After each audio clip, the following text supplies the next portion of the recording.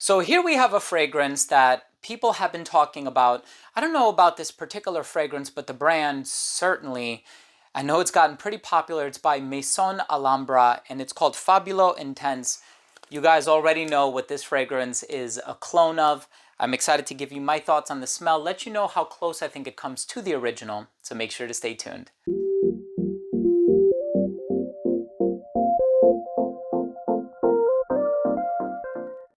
Now, before I begin today's episode and I give you my thoughts on Fabulo Intense by Maison Alhambra, apparently people have been finding these fragrances at like Marshall's and TJ Maxx, and I purchased this one from Amazon. It was dirt cheap, and it's a pretty big bottle, pretty strong as far as the longevity and projection is concerned as well.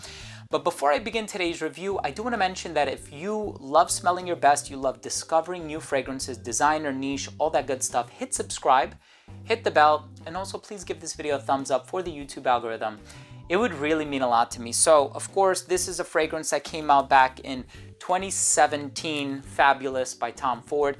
And the presentation is the same, the aesthetics, the coloration, just everything about it. You can tell this is a direct clone. Even as far as the shape of the bottle, it's nearly identical. A lot of brands have been doing this. Maison Alhambra, Fragrance World, a lot of brands have been creating fragrances that look nearly identical to the original with subtle variations as far as the name is concerned. But again, with this particular fragrance, and I have a lot of experience with this, there's leather, there's bitter almond, there's orris, there's vanilla, there is lavender, clary sage, if I'm remembering correctly, cashmeron. So this is kind of like a spicy, nutty, leathery, slightly waxy, floral, and sweet fragrance. And I'm gonna let you know if I think this was worth the investment as far as that inexpensive price that I paid for it is concerned. But let's go ahead and start things off with a quick look at the presentation first.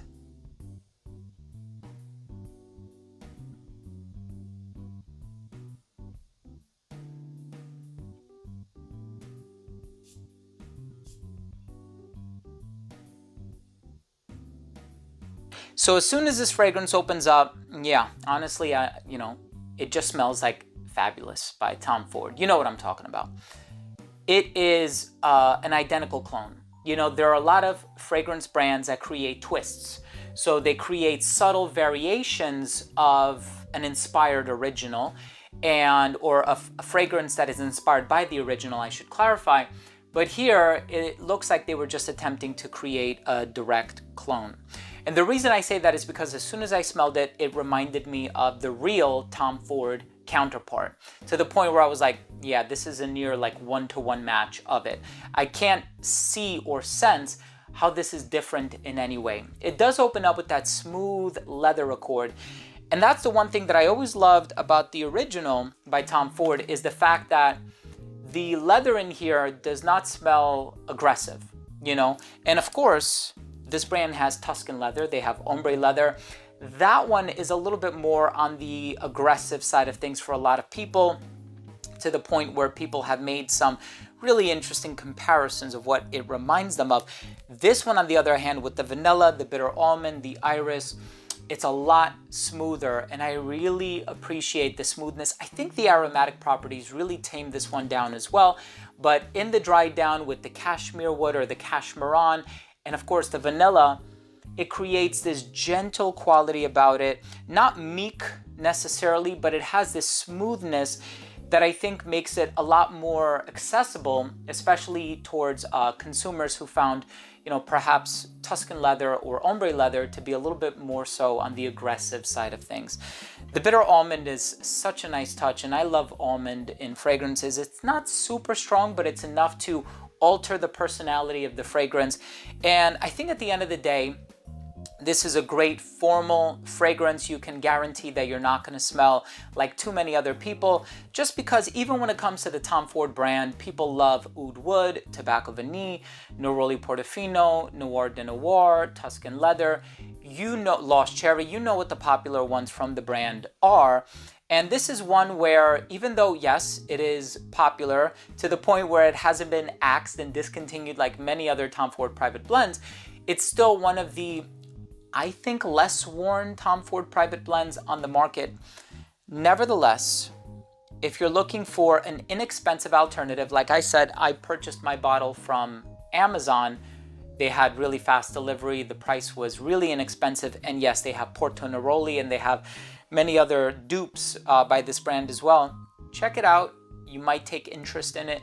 If this is your thing, if you want to save a sizable amount of cash, I think, looking at this brand might be a good idea. It might hold a lot of promise for you financially speaking. Let's go ahead and finish things off with my overall assessment. So first up, in terms of the uniqueness and the overall smell, not unique at all. And even as far as the overall smell is concerned, it is one that is a little bit more on the daring side of things.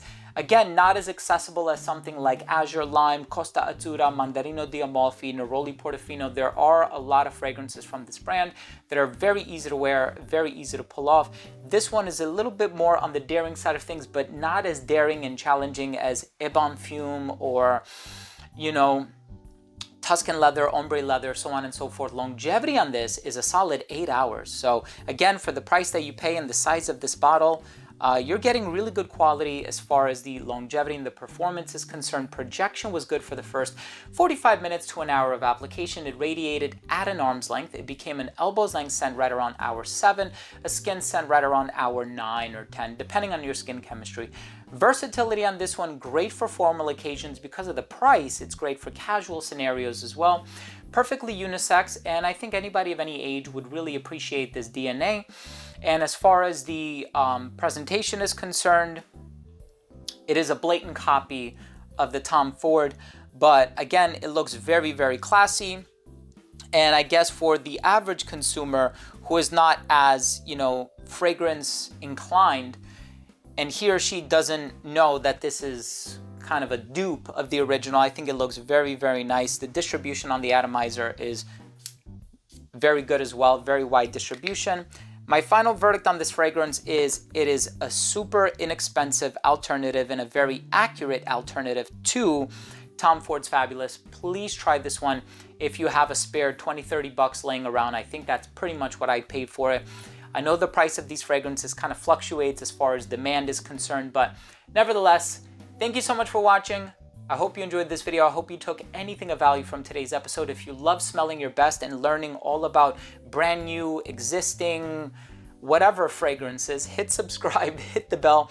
Man, this stuff is strong. Just doing those 2 extra sprays, I can definitely smell it. And also give this video a thumbs up for the algorithm. Thank you so much. I love you all. We'll see you tomorrow with a new episode. Bye.